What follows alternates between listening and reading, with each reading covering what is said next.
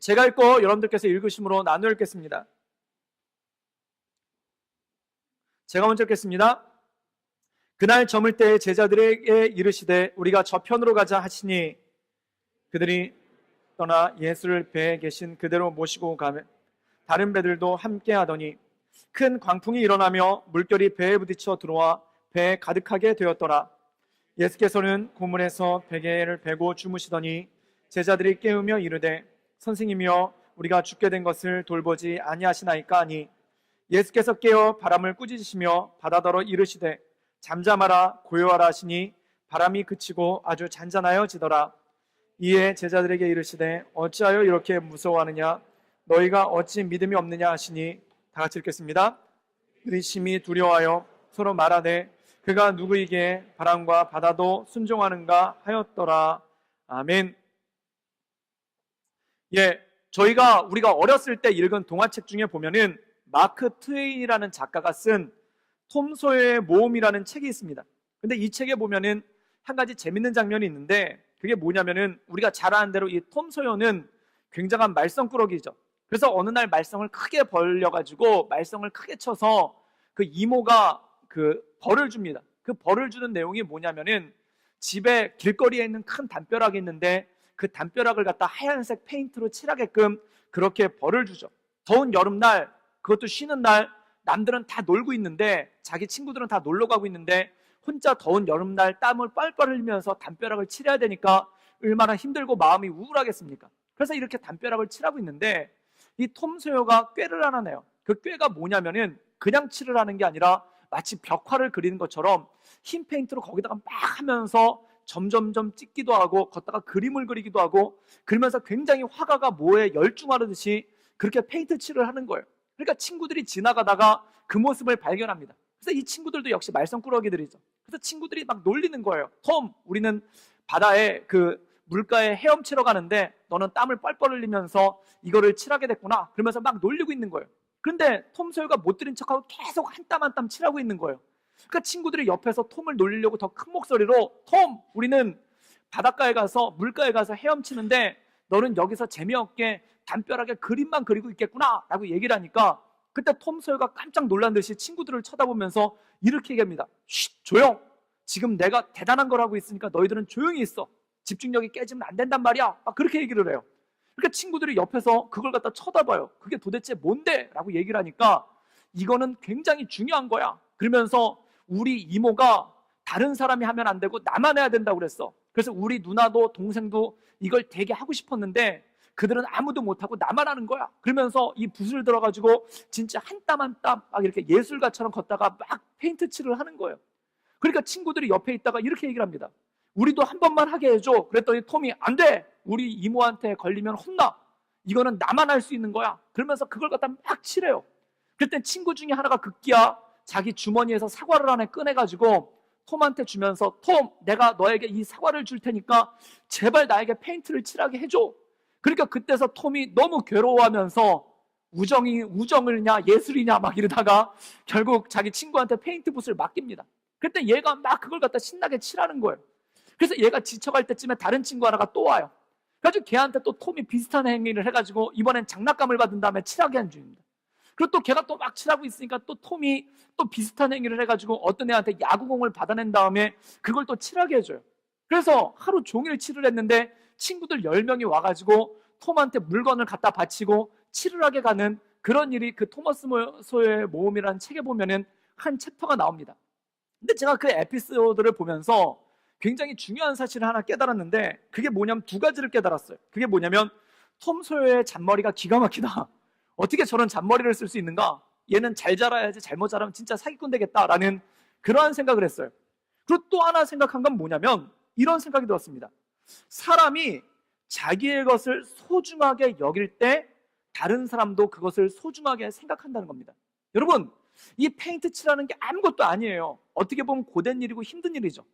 근데 그것을 한 땀 한 땀 굉장히 중요한 일로 여기고 칠하기 시작하니까 옆에 있던 사람이 그걸 보고 어떻게 느끼냐면은 저긴가에는 뭔가 의미가 있을 것이다. 그리고 그것을 같이 중요하게 여기는 그러한 일들이 생기다는 것입니다. 여러분, 사람이 범하는 오류 중에 가장 큰 오류가 있는데 자기 것을 아무것도 아닌 것으로 생각할 때가 있어요. 그래서 우리말 속담에 어떤 말이 있냐면은 남의 떡이 더 커 보인다라는 얘기가 있습니다.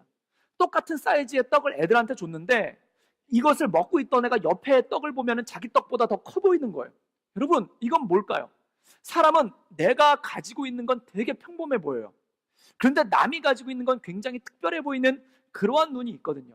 그래서 사람은 자기가 가지고 있는 것에 만족하기보다는 남이 가지고 있는 것에 대해서 탐내고 남이 가지고 있는 것에 대해서 관심을 가질 때가 더 많다라는 것입니다. 제가 유치원 다닐 때 한 번 말씀드린 적이 있는데 프랑스에서 이민 갔다가 온 애가 있었어요. 그런데 걔는 어떤 장난감을 가지고 와서 노냐면, 역시 얘는 목마르다하게 놀아요. 그래가지고 와서 어떤 장난감을 가지고 노냐면 레고를 가지고 노는 거예요. 그 레고가 지금은 한국에서 아무것도 아닌 게 됐지만, 제가 어렸을 때는, 그때 제가 유치원 다닐 때가 1979년도였는데 그때 레고는 엄청나게 좋은 장난감입니다. 정말 한국에서는 구할래야 구할 수도 없는 장난감이에요. 그리고 레고가 1990년도 이후에 한국에 들어왔거든요. 그러니까 그 당시에는 정말 신기한 장난감이에요. 근데 걔는 그걸 가지고 와가지고 유치원에서 놀았어요. 그럼 전 뭘 가지고 놀았는가? 레고를 살 형편은 아니죠. 근데 저희 삼촌이 종이를 갖다 굉장히 잘 접어주셔가지고 종이를 갖다가 접어서 로봇을 만들어준 거예요. 그럼 저는 유치원에 가지고 그 종이로 접은 로봇을 가지고 막 노는 거예요. 근데 제가 톰 소여랑 비슷해가지고 걔 앞에서 굉장히 종이 장난감을 가지고 재밌게 놀았어요. 막 그러면서 막 이러면서 이건 우리 삼촌이 만든 핸드메이드, 세상에 하나밖에 없는 수제품 장난감이다 막 이러면서 막 우리 삼촌이 한 땀 한 땀 뭐 이러면서 그걸 가지고 막 너무 재밌게 논 거예요. 그랬더니 얘가 어느 날 자기 레고 장난감을 갖다 저한테 내밀면서 바꾸자는 거예요. 그래서 제가 옳다쿠나 그러고 바꿨어요. 그리고 하루 레고를 가지고 재밌게 놀았죠. 근데 그 다음날 걔네 엄마가 제 종이 장난감을 가지고 와서 야 내놔 그래가지고 다시 바꿔줬던 그러한 적이 있었습니다. 근데 사랑하는 여러분, 제가 가만히 보니까 그 친구는 자기가 세계 최고의 장난감을 가지고 있으면서 재밌게 못 노는 거예요. 그리고 옆에서 제가 종이를 가지고 놀고 있는 거를 멀거니 쳐다보는데, 그 이유가 뭐냐면은 제가 걔보다 훨씬 더 재밌게 놀고 있으니까, 종이 장난감을 가지고 더 재밌게 놀고 있으니까 자기가 가지고 있는 레고 장난감보다 제가 가지고 있는 종이 장난감에 더 많은 관심을 보이는 것 아니겠습니까? 근데 여러분, 이렇습니다. 내가 내 거를 굉장히 소중하게 여기잖아요. 그럼 다른 사람도 나의 것을 소중하게 여겨집니다. 근데 내가 내 것을 갖다 함부로 다루잖아요. 그럼 다른 사람도 내 것에 대해서 함부로 다룰 때가 있다라는 거죠. 그것과 마찬가지입니다. 사랑하는 여러분, 내가 나를 하찮게 여기잖아요. 그럼 다른 사람도 나를 하찮게 여깁니다. 그런데 내가 나를 소중한 존재로 여기고 나를 온전한 존재로 여기면은 다른 사람도 나를 존중해 준다는 거죠. 제가 가만히 보니까 세상에서 가장 행복한 사람은 누구인가? 많이 가진 사람이 아닙니다. 좋은 것을 가진 사람도 아닙니다. 그러면 누가 가장 행복한 사람이냐면은 자기의 것을 소중하게 여기고 자기의 것을 값지게 여기는 사람이 굉장히 행복한 사람이라는 거죠. 이것이 굉장히 중요한 성경의 원리인데, 예수님께서도 제자들에게 이렇게 말씀하십니다. 내 이웃을 내 몸과 같이 사랑하라. 여기서 이웃을 사랑하라는 거예요. 그런데 이웃을 사랑하는데 한 가지 전제 조건이 있어요. 그 전제 조건이 뭐냐면 내 몸같이, 나의 몸같이 남을 사랑하라는 거예요. 그럼 이건 무슨 뜻입니까? 나를 사랑할 줄 아는 사람이 다른 사람을 사랑할 줄 안다라는 거예요. 즉 다른 얘기로 하면은 나를 소중하게 생각하는 사람이 다른 사람도 소중하게 생각하게 된다라는 것이죠. 그럼 나를 소중하게 생각하는 것은 이기적인 것, 셀피시한 그러한 것이 아니라 내 것에 대해서 가치를 부여하고 또한 내 것에 대해서 의미를 부여할 수 있는 능력이 그 안에 있다라는 것입니다. 사랑하는 여러분, 그렇다면 이것입니다. 내가 가지고 있는 것은 무엇인가? 내가 가지고 있는 것이 무엇인 줄 알면은 그 사람은 자기의 삶을 누릴 수 있습니다. 그런데 자기가 가지고 있는 것을 모르면은 그 사람은 자꾸 다른 것을 갈망하게 돼요. 그래서 늘 배고파요. 그리고 늘 그 안에서 뭔가 욕구가 멈추질 않는 것을 보게 된다는 것이죠. 그렇다면 내 안에 있는 가장 중요한 보물, 또한 내 안에 있는 가장 중요한 능력이 무엇인가? 그것이 오늘 말씀을 통해 주님께서 말씀해주고 있다라는 것입니다. 우리 마가복음 4장 35절에서 37절까지의 말씀을 읽겠습니다. 우리 다 같이 읽겠습니다. 그날 저물 때 제자들에게 이르시되 우리가 배에 계신 그대로 모시고 가매 다른 배들도 함께 하더라. 큰 광풍이 일어나며 물결이 배에 부딪혀 들어와 배에 가득하게 되었더라. 오늘 말씀 가운데 보면 35절에 이런 말씀이 나옵니다. 예수께서 제자들에게 이르시되 우리가 저편으로 가자 하고 배를 타고 제자들과 함께 갈릴리 바다를 건너가는 장면이 오늘 말씀 가운데 나오죠. 여러분, 지금 제자들이 예수님의 말씀을 순종해서 배를 타고 갈릴리 바다를 건너고 있습니다. 그런데 우리가 성경을 가만히 읽다 보면은 갈릴리 바다를 배 타고 건너는 것이 특별한 일이 아니라 그냥 일상적으로 있었던 일이에요. 왜냐하면 갈릴리 바다는 정확하게 얘기하면 갈릴리 호수죠. 이 육지에 있는 동그란 호수인데 그 주변의 마을들이 굉장히 많은 거예요. 그러니까 육지를 통해서 길을 통해서 가는 것보다 배를 타고 가는 것이 훨씬 더 빨리 갈 수 있기 때문에 우리가 성경을 읽어보면 예수님께서 제자들과 함께 배를 타고 여러 지역으로 여행을 다니신 일이 굉장히 많이 나오죠. 그럼 오늘 말씀 가운데 보면은 예수님께서 배를 타고 함께 제자들과 다른 지역으로 건너가시는 것이 특별한 일이 아니라는 거예요. 늘 하던 일이고 자주 하던 일이고 늘상 하던 일이라는 것입니다. 근데 중요한 게 있습니다. 특별한 것을 하는 것이 아니라 늘 하던 것을 하고 있는데 전혀 예상하지 못했던 일이 벌어집니다. 그게 뭐냐면 오늘 성경 말씀을 보면은 광풍이 불어왔다고 그래요. 여러분, 광풍은 뭘까요? 광풍은 미칠 광자의 바람 풍자입니다. 한마디로 얘기해서 미친 바람이란 뜻이에요. 여러분, 바람이 미쳤어요. 이게 가능합니까? 그래서 영어로 표현하면 crazy wind, crazy 막 이렇게 되지 않습니까? 바람이 그런 거예요. 바람이 미친 것처럼 불어대는 거예요. 여기 얼마나 놀랐는지 이 제자들이 죽음의 위기를 느끼게 돼요. 미친 바람이 불어오기 시작하는 거예요. 여러분, 이 갈릴리의 바람에 한 가지 특징이 있어요. 그게 뭐냐면 갈릴리 바닷가는 굉장히 따뜻합니다. 아열대 기후에 느낄 정도로 굉장히 바다가 따뜻해요.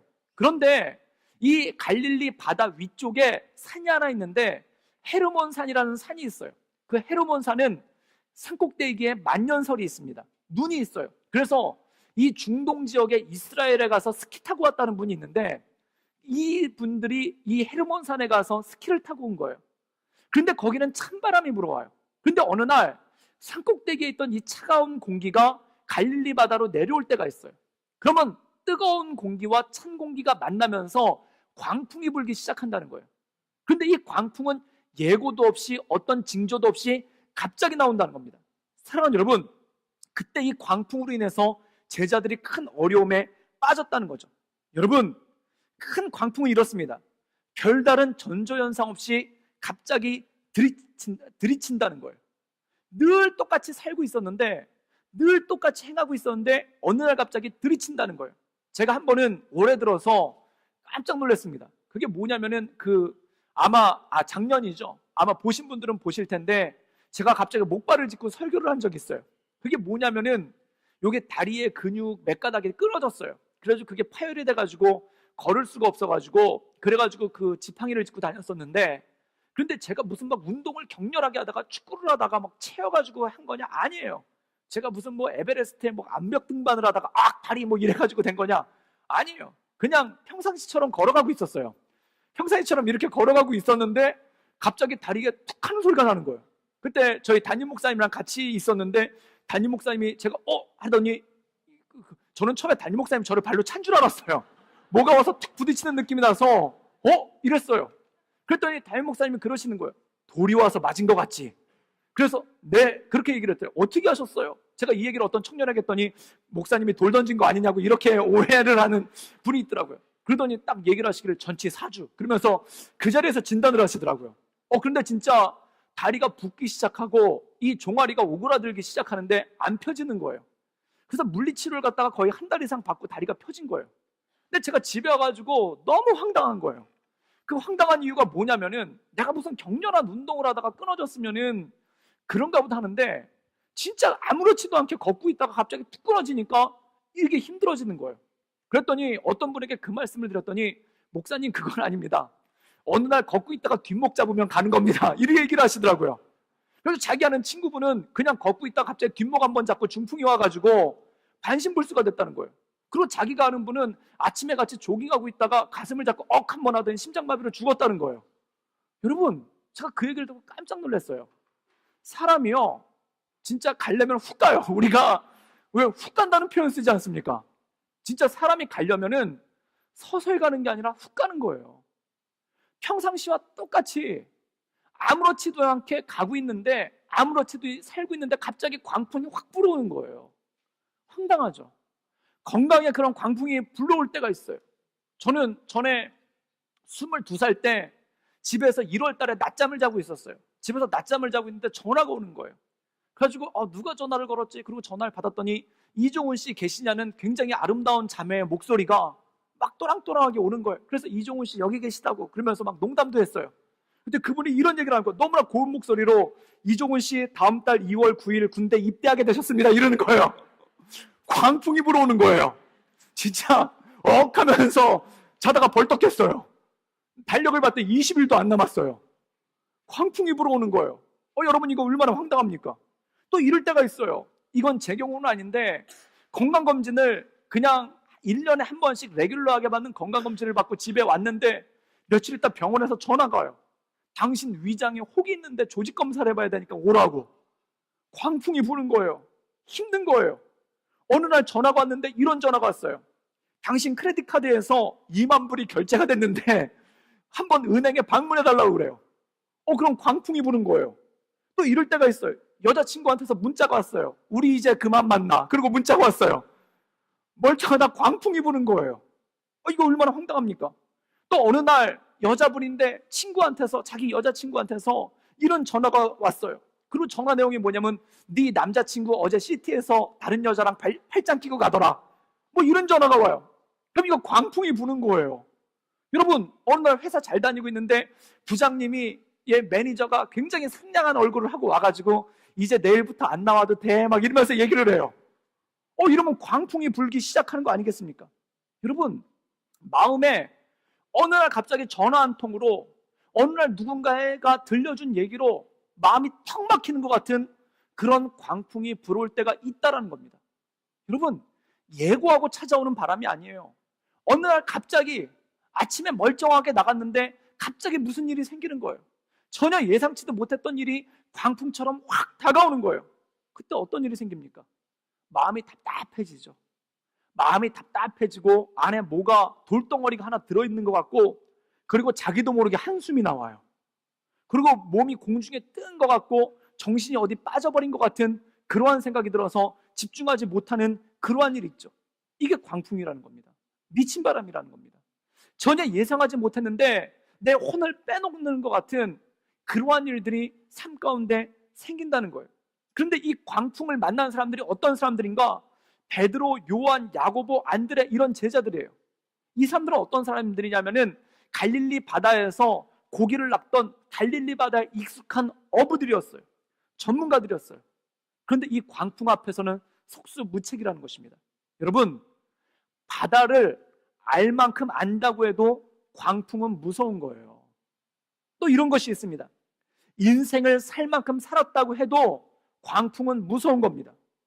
경험을 할 만큼 했다고 해도 광풍은 무서운 것입니다. 왜 그럴까요? 아픈 것에, 슬픈 것에, 어려운 것에 익숙한 사람은 아무도 없기 때문에 그렇습니다.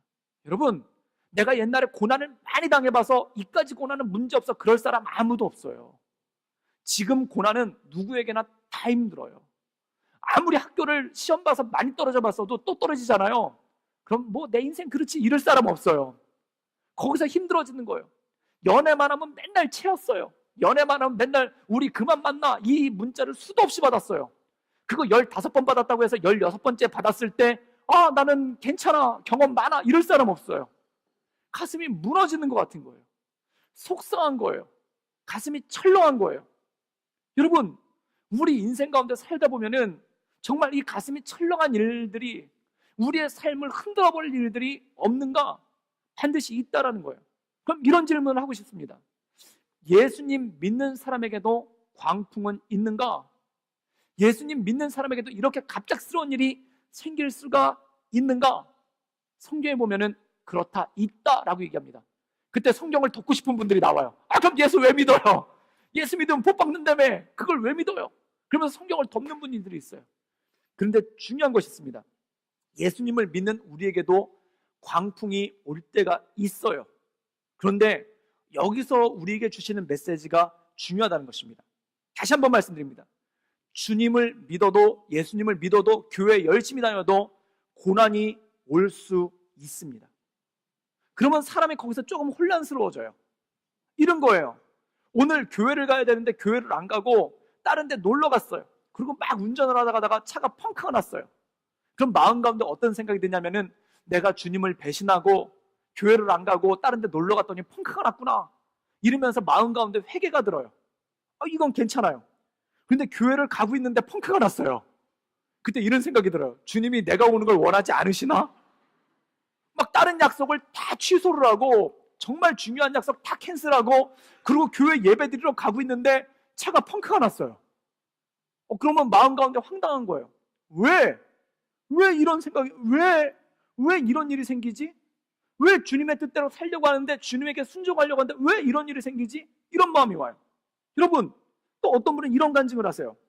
교회 다니기 전에는 회사가 정말 잘 됐대요. 근데 교회를 다니고 나서 회사가 망했다는 거예요. 원래 간증은 이 반대예요. 회사가 망하다 교회 다니면 잘 돼야 돼요. 그런데 회사가 잘 됐는데 교회 다니고 나서 망했어요. 이거 힘들어지는 거예요. 저는 이런 적이 있어요. 어떤 분이 병원에 입원했다고 그래가지고 일반 병실에 입원을 했는데 거기 신방을 갔어요. 제 신방을 받고 난 다음에 그날 저녁에 중환자실로 옮겼대요. 이러면 나 신방 다니지 말아야 되나, 이런 생각이 들어요. 아니, 중환자실 신방했던 분이 제 신방을 받고 일반 병실로 옮겼다면 얼마나 해피한 일입니까? 근데 멀쩡하던 분이 그랬다는 거예요. 여러분, 성경에도 그런 경우가 나와요. 그런 경우가 뭐냐면은, 요셉이라는 사람이 나오는데, 어떤 유부녀가, 주인집 그 주인의 와이프 되는 유부녀가 이 요셉을 갖다가 막 꼬신 거예요. 그런데 이 말씀에 의지해서 그걸 거절했어요. 그럼 복이 와야 되잖아요. 그 힘든 유혹을 거절했으면 복이 와야 되잖아요. 아니요, 감옥에 가요. 주님의 말씀에 순종을 했는데 감옥을 가요. 이거 어떻게 해석해야 될까요? 여러분, 사람이 죄 짓고 있는데 망하면 올 것이 왔구나 그래요. 이상한 짓 하고 있는데 무슨 일이 생기면은, 이상한 짓 하고 있는데 무슨 광풍이 불면은, 아이고 이제 올 것이 왔구나 그래요. 그리고 회개라도 해요. 그런데 주님 말씀 가운데 잘 순종하면서 살고 있는데 뭔가 어려운 일이 생기면은, 도대체 이것이 무슨 일입니까? 주님 말씀 가운데 순종해서 잘 살고 있는데 광풍이 불어오고 있다면 이것은 무슨 일입니까? 오늘 말씀 가운데 보십시오. 제자들이 예수님을 버리고 떠나가다가 마치 구약 성경에 나오는 요나라는 사람이 하나님의 말씀을 어기고 떠나다가 풍랑이 불어온 게 아니에요. 예수님을 태우고 예수님의 말씀에 순종해서 다른 말로 가고 있는데 풍랑이 불어온 거예요.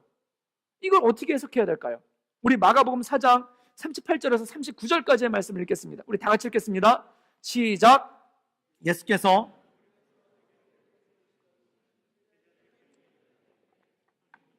우리가 죽게 된 것을 돌보지 아니하시나이까 하니, 39절입니다. 예수께서 깨어 바람을 꾸짖으시며 바다더러 이르시되 잠잠하라 고요하라 하시니 바람이 그치고 아주 잔잔하여지더라. 사랑하는 여러분, 여기 중요한 메시지가 있습니다. 지금 배를 타고 가고 있어요. 그런데 풍랑이 붑니다. 광풍이 붑니다. 감당할 수 없는 광풍이 불기 시작하니까 비로소 그들이 한 일이 있는데, 그게 뭐냐면 예수님을 깨웠다는 것입니다. 여러분, 여기 굉장히 중요한 메시지가 있어요. 풍랑이 불지 않을 때는요, 예수님을 태우고 가고 있는데 예수님의 존재를 몰라요. 풍랑이 어느 정도 불잖아요. 그럼 이건 내 경험으로 감당할 수 있으니까 예수님의 존재가 별로 중요하지가 않아요. 근데 지금 광풍이 불어요. 감당할 수 없는, 내 힘으로 해결할 수 없는 문제가 생기니까 그들의 머리 가운데 떠오르는 게 뭐냐면 예수님이에요. 맞아, 예수님이 나랑 같이 배를 타고 계시지, 이것을 느끼게 되는 겁니다. 여러분, 저는 개척을 굉장히 많이 해봤어요. 개척을 정말 많이 해봤어요. 뭐 이렇게도 개척해보고 저렇게도 개척해보고, 하다못해 베트남 가서도 개척을 해봤어요. 개척을 하던 경험이 많이 쌓이면은 나름대로 매뉴얼이 있고 나름대로 노하우가 있어요. 그 노하우대로 쭉 가요. 그리고 그 노하우에 따라서 첫 번째 주부터 석 달 동안은 어떤 설교를 해야 되는지도 알아요. 그리고 새 가족이 왔었을 때 리더십을 어떻게 세우고 어떻게 만들어야 되는지도 알아요. 그때까지는 내 경험으로 가는 거예요. 순풍이 불 때는 그냥 내 경험으로 가요. 그리고 조금 흔들리잖아요. 그러면 이것도 옛날에 한번 겪어봤어. 그리고 그 경험에 의지해서 갑니다. 근데 전혀 황당한 일이 생길 때가 있어요. 제가 개척해보면서 처음 그런 일을 겪어봤어요. 어느 날 경찰이 와요. 베트남에서 예배를 드리는데 경찰들이 카메라를 갖다 막 이렇게 들고 와요. 그리고 그 다음날 저보고 오래요. 그래가지고 가가지고 3시간 동안 조서 쓰다 왔어요. 마음이 무너지는 것 같은 거예요. 이거 어떻게 해야 되지? 처음 겪는 일이에요. 이걸 어떻게 감당해야 되지? 그리고 조서를 쓰고 왔는데 그 사람이 그러는 거예요. 다음 주부터 당신 설교하지 마세요. 그러는 거예요. 아니, 목사가 설교를 안 하면 어떡하지? 이런 생각이 드는 거예요. 여러분, 전에는 뭐 이렇게 사고가 나고 저렇게 사고가 나면 다 해결을 해봤어요. 처음 겪는 일이에요. 감당할 수 없는 일이에요. 제가 막 빨간 띠를 메고 베트남 정부 앞에 가가지고 설교권을 보장하라 막 이래야 되나? 아니 막 대사관에 찾아가가지고 저 설교 좀 하게 해주세요 이래야 되나? 이게 머릿속에 혼란한 거예요. 여러분, 광풍이 그겁니다. 가슴이 철렁 내려앉는 거예요. 그런데요, 그 광풍이 불어서 가슴이 철렁 내려앉으니까 그 다음에 한 가지 비법이 나오는 거예요. 기도해야 되겠다. 예수님을 깨우는 거예요. 그동안은 예수님 주무시게 냅둬야지 이러고 살았어요. 예수님 그냥 주무시게 냅둬야지. 왜? 나 혼자 할 수 있으니까. 나 혼자 감당할 수 있으니까. 그땐 예수님 주무시게 냅두는 거예요. 광풍이 불어서 감당할 수가 없으니까 그때 예수님을 깨우는 거예요. 그런데 중요한 것이 이것입니다. 이것이 신앙이라는 겁니다. 여러분, 광풍이 불잖아요. 내가 가지고 있는 것들에 대한 각성이 일어나기 시작해요. 전에는 아무것도 없다고 생각을 했어요. 그런데 광풍이 불어오기 시작하면은 내가 가지고 있는 것들이 무엇인지 하나씩 깨닫게 돼요. 전에 너무 힘들어서 몇 년 전에 굉장히 너무 힘들어가지고 지친 몸을 이끌고 그리고 집에 가서 누웠어요. 침대에서 누웠어요. 그런데 몸이 힘든 게 아니라 마음이 힘들고 마음이 지친 거예요. 그래가지고 너무 힘들다 이렇게 서가지고 막 푸념을 하다가 그러다가 막 잠이 들었어요. 그런데 저희 딸이 그때 4살 때였는데 얘가 지금 14살이니까 그때 10년 전이죠. 그때 얘가 어디서 이렇게 막 아빠 그러고 달려오다가 제가 누워서 널브러지고 있으니까 걔가 옆에서 자기 혼잣말로 이래요. 이럴 땐 특효약이 있지 이러면서 갑자기 침대 머리로 올라가더니 제 배로 다이빙을 해버린 거예요. 제가 진짜 예수님 곁으로 갈 뻔했습니다. 그래가지고 깨가지고 제가 너무 아파가지고 막 비명을 지르는 거예요. 그랬더니 제 딸이 저를 갖다 이렇게 보면서 씩 웃으면서 그래요. 아빠 이제 정신 좀 나세요. 그러고 가버려요. 제가 딸인가 막인가 막 이런 생각이 들더라고요. 근데 그때 머릿속에 딱 이런 생각이 드는 거예요. 맞아, 내겐 가족이 있었지. 맞아, 내겐 가족이 있었지. 내게 소중한 딸이 있고 내게 사랑하는 아내가 있고 맞아, 내겐 가족이 있었지. 그 각성이 확 나오기 시작하는 거예요. 여러분, 사람은 평범하고 아무 일도 없을 때는 내게 있는 것들을 다 까먹고 살 때가 있어요. 그런데 우리 삶 가운데 어려운 일이 한번 딱 생기기 시작하면 내가 가지고 있는 것들에 대한 각성이 오기 시작하는 거예요. 깨닫기 시작하는 거예요. 엘리야라는 선지자가 있습니다. 우리가 오늘 성경 말씀 있는 엘리야라는 선지자, 지금 큐티를 하고 있는 생명의 삶에 나오는 엘리야라는 선지자가 있어요. 그 사람은 어제까지는 좋았어요. 바알과 아세라 선지자 850명을 다 승리해서 이겼어요. 오늘 말씀 보세요. 로뎀나무 아래 누워서 내가 이제 그만 죽기를 바라나이다 그러고 있어요. 지친 거예요. 너무 지친 거예요. 끝없이 이기기는 이기지만 끝없이 몰려오는 풍파에, 끝없이 몰려오는 도전에 지쳐버린 거예요. 그래서 이 사람이 로뎀나무에 서가지고 예수님께 하나님께 이렇게 기도를 해요. 내가 많이 살았습니다. 이제 그만 살아도 좋겠습니다. 그렇게 기도를 해요. 근데 놀라운 일이 벌어져요. 그게 뭐냐면은 주님의 천사가 나타나요. 그래서 어루만져요. 제가 이렇게 어루만졌다 이걸 갖다 가만히 묵상을 해보다가 혹시 마사지를 해준 게 아닌가, 막 어깨를 주물러주고 천사가 날개를 펄럭거리면서 발대 그래가지고 막 발을 갖다가 이렇게 주물러주고 그리고 또 막 떡을 구워서 또 막 먹여요. 이게 뭘까요? 너에게 하나님이 계시다는 겁니다. 여러분, 사람은 하나님의 존재를 각성하게 되는 거예요. 고난을 통해서 내 기도의 제목이 찾아지기 시작하는 거예요. 사람 평범할 때는요, 기도 안 합니다. 기도할 이유도 없어요. 그런데 고난을 통해서 하나님의 존재를 각성하게 되고, 내게 하나님이 계시다는 걸 알게 되고, 나를 붙잡아 주시고 나를 사랑하는 예수님이 있다는 걸 알게 된다는 거죠. 사람은 조금만 여유가 있어도 기도 안 해요. 조금만 여유가 있어도 내 힘대로 살아보려고 그래요. 제가 전에 한번 물에 빠진 적이 있어요. 저는 수영을 제법 합니다. 그래가지고 1시간 동안 물에 들어가면 안 나오고 계속 수영하기도 해요. 그래서 그 수영장에서 살고 있는 할머니와 해서 한번 이긴 적도 있어요. 그 할머니 거의 해녀 수준이에요. 한번 들어가시면 안 나오는 분인데, 저희 동네 실내 수영장에서 그 할머니랑 같이 이렇게 서로 얼굴 쳐다보면서 이렇게 하면서 해서 이긴 적도 있어요. 저 수영 그렇게 약하지 않아요.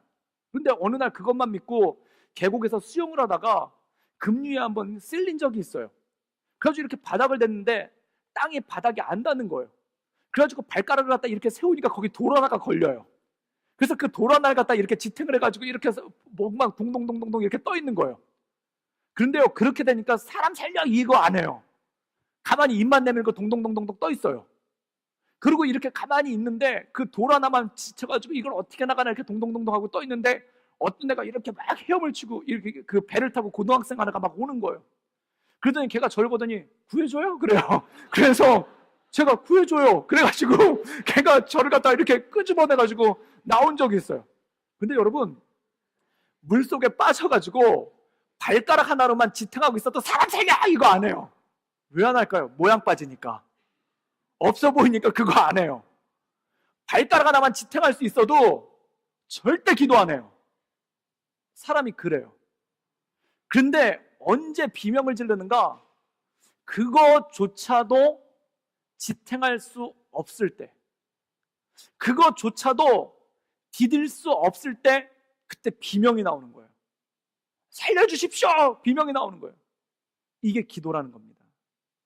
여러분, 제자들이 위기를 닥치자 어떻게 했나요? 막 예수님 앞에서 막 우물쭈물하면서 예수님 이렇게 흔들면서, 아, 예수님 주무시는데 너무 죄송해요. 웬만하면 안 깨우려고 했는데 예수님 좀 일어나 보셔야 되겠어요. 우리가 이대로 가면 5분 안에 다 죽어요. 막 이러면서 예수님을 깨운 게 아니에요. 예수님 언제까지 주무시겠습니까? 그래서 예수님을 깨우는 거예요. 이게 기도라는 겁니다. 여러분, 저는 응급실에 신방이 있어가지고 몇 번 가본 적이 있어요. 가보면 진짜 많은 사람들이 들어와서 거기서 비명을 질러요. 나 좀 살려달라고 비명을 질러요. 피를 흘리는 사람이 나 좀 살려달라고 비명을 질러요. 이게 기도라는 거예요. 막 피를 흘리는 사람이 와가지고 이 빨간 것은 피 막 이러면서 기다리고 있지 않아요. 비명을 질러요. 여러분, 기도는 비명이라는 겁니다. 내 안 가운데 더 이상 물러날 데가 없을 때, 내 삶 가운데 더 이상 디딜 데가 없을 때, 내 삶 가운데 더 이상 발가락 하나도 디딜 수가 없을 때 주 앞에 외치는 그 비명이 바로 기도라는 겁니다. 근데 여러분, 이 기도함을 통해서 굉장히 소중한 걸 발견하게 돼요. 나를 도우신 분이 내 안에 있다는 걸 알게 돼요. 전에 저희 아이가 초등학교 3학년 때, 10살 때죠. 지금으로부터 5년 전인가 그러네요. 4년 전인가 그러네요. 제가 교회에서 일을 하고 있는데 저희 집이 차를 타고 한 40분 정도 가야 되는 거리에 있었어요. 근데 이 아이가 저한테 전화를 했어요. 전화한 요지가 뭐냐면은, 학교에서 스쿨버스가 있는데, 베트남이 아시는 분들은 아시겠지만 거의 뭐 신호가 없어요. 그냥 이렇게. 그래가지고 베트남에서 길 걷는 법, 그래가지고 베트남에서 도로 건너는 법 해가지고 동영상도 있어요. 그리고 오토바이가 물밀듯이 오는데 거기를 어떤 사람이 이렇게 쳐다보면서 혼자 걸어가는 게 있어요. 진짜 그렇게 건너야 되거든요. 근데 스쿨버스를 타고 저희 집 앞에서 내려야 되는데 잘못 내려가지고 집 건너편에서 내린 거예요. 그래서 오토바이가 막 달리고 있고 차들이 달리고 있는데 얘가 여기를 건너와야 되는데 못 건너오는 거예요. 그러니까 얘가 저한테 전화를 걸었어요. 그래서 전화를 걸어가지고 뭐라고 얘기를 했냐면은, 아빠, 내가 지금 길을 건널 수 없으니까 길을 건네주러 와요. 그러는 거예요. 그 바쁜 제가 40분이나 떨어져 있는데 거기를 차를 타고 와가지고 걔를 갖다 길을 건네주고, 그리고 다시 길을 건너서 차를 타고 다시 교회로 갔어요. 제가 그렇게 한가한 사람 아닙니다. 저 나름 바쁜 사람이에요. 근데 왜 갔을까요? 저희 딸이 부르니까 간 거예요. 저희 딸이 부르니까, 그 길거리에서 길을 못 건너고 있으니까 딸이 부르니까 간 거예요. 여러분, 기도가 그런 것입니다. 기도는 하나님께 내가 아뢰며 나가는 것입니다. 왜 기도하지 않으십니까?